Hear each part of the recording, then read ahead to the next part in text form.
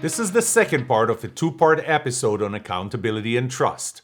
The Merriam-Webster dictionary defines accountability as an obligation or willingness to accept responsibility or to account for one's actions. In my research, I found a very strong link between trust and accountability. Like any trust relationship, this one too is reciprocal. If you behave in an accountable way, I will trust you. I will give you the autonomy that you need because I trust you not to abuse it, and you will then trust me and be even more accountable. Accountability cuts across many relationships, from personal to professional. In this episode, through the stories and my research on trust model, I will discuss several aspects of accountability, the link between accountability and trust, and give you 10 ways to be more accountable and trusted. This is the second part. These are the last 4 ways.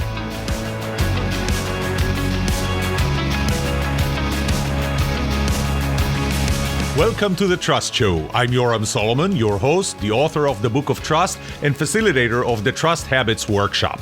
My mission is simple. I want to help you form habits that build your trustworthiness, because the answer to this question will have the biggest impact on your personal and professional success or failure.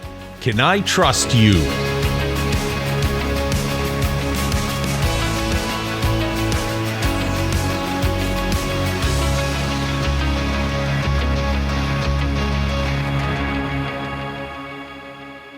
In one of the courses that I teach at SMU, I did an exercise with my students. I typically divide them into groups of 4 project teams, and they work together as a group on a project. Well, one day I asked them individually for the level of contribution that they each provided into that project, without them knowing what the others have said. Well, you would expect the average would be 25%, and if you multiply it by 4, because there are 4 members in the team, you will get 100%. What I got is 139%, because we believe that we contribute more than we really do, obviously, on average. Well, here's another thing. We don't trust people who contribute less than we do. And that's something to keep in mind. I will trust you less if I think that you contribute less than you really do. And by the way, I'm already telling you that I probably believe I contribute 40% more than I really do. So being accountable means that you don't contribute less than other people, that you contribute at least as much as they do, that you don't slack, that you're not the slacker. Being accountable means that you hold yourself to a standard that is not lower than the standard you hold yourself to other people. Being accountable means that you give more than you take. Being accountable means that you demand of yourself no less than what you demand of others. If you like this video, click the like button, subscribe to this channel, and get notified when I release more videos like this.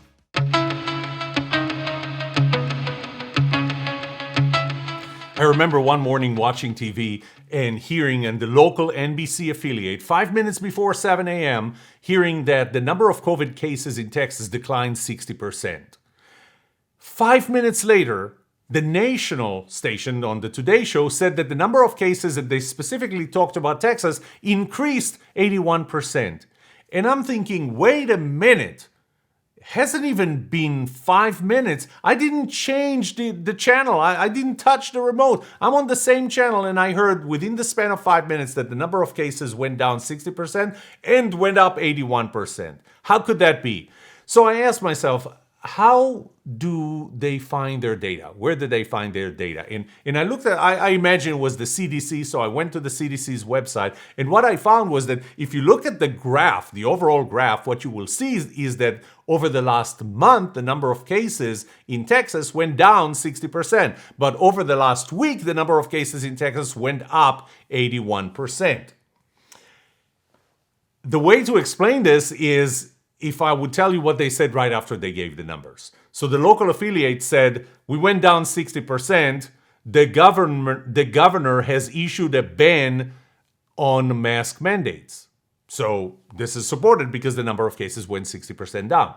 The national program said it went up 81%, and right after that, they said people should get vaccinated. Now, you're not going to drag me into this argument. I'm not going to argue one way or the other, but what I want to tell you is that both of them used only one slice of information to support what they were going to say, and that is confirmation bias. Being accountable means providing all the information, even information that does not support your point. Being accountable meaning saying, I don't know, or I am not sure. It is so much better, and people will trust you so much more when you provide all the information and say, you know what, there is a piece of information here that actually means the opposite of what I said. I just don't know how to reconcile it. People will trust you so much more if you do that.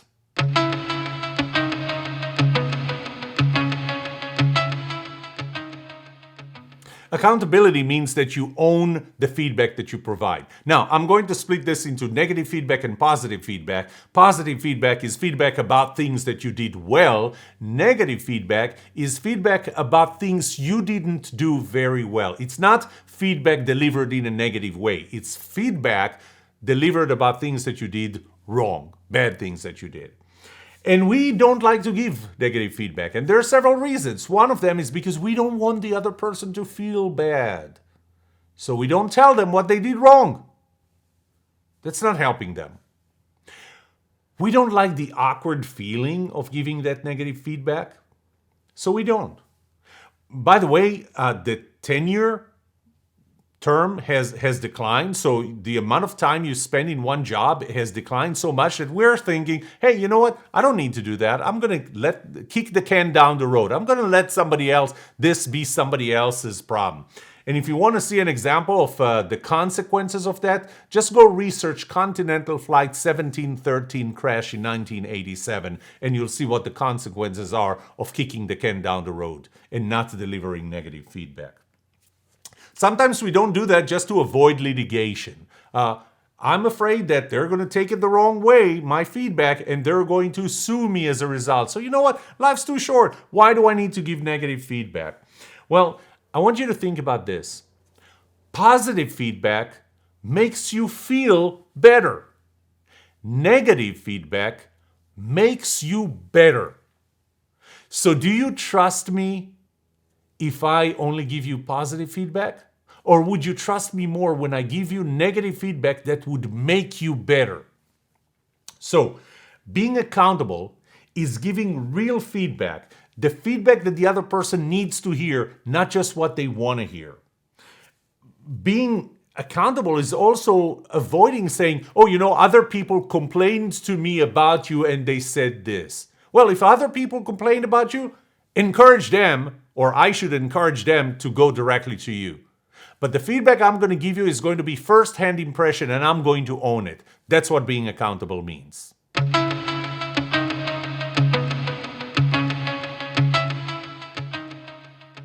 The sixth law of trust is that trust is reciprocal. It's not only that if you are trustworthy, then I will trust you, but also if I trust you and I show you that I trust you, then you will behave in a trustworthy way.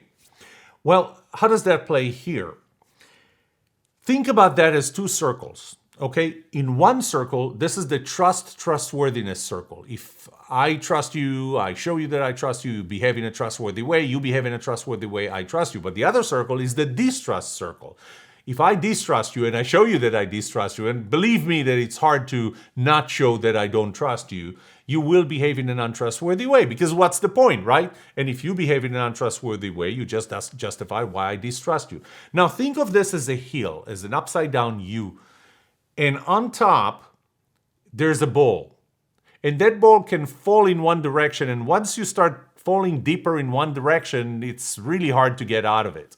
Well, if you fell into the trustworthiness direction, that's great. But if you fell into the other one, it's hard to get out of it. So how do you avoid that? And how does that have to do with accountability? Well, if you start by trusting the other person a little more than they deserve. I'm not saying you know nothing about them, you're going to trust them with your life or trust them 100%. You're going to trust them not with $20, but with $2,000 or $2 million. No, don't do that. trust them a little more than they have earned with you.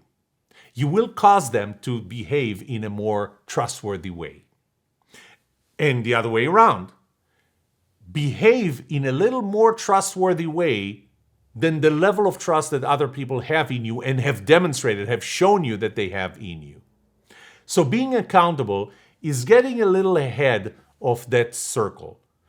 Trusting a little more than the trustworthiness that was demonstrated to you, or being more trustworthy a little ahead of the level of trust that was demonstrated in you.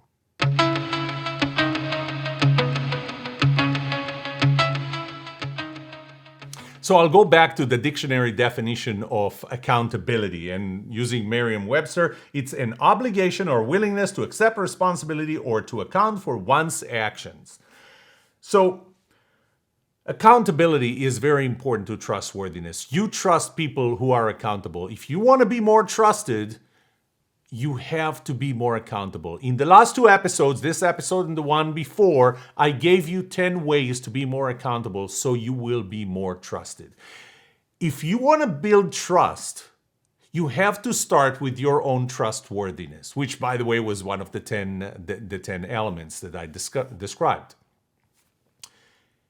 But I'm focused, and in my workshops and in my books, I'm focusing on you being more trustworthy. So what I gave you was 10 ways to be more accountable so you can be more trustworthy. I want to just finish with one thing. This is the second week, the 10th or 11th day into 2022. And I want to wish you a happy new year.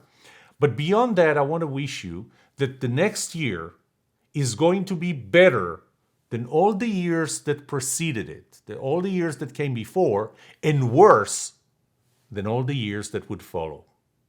Thank you for watching. This is the shorter video version of the Trust Show podcast.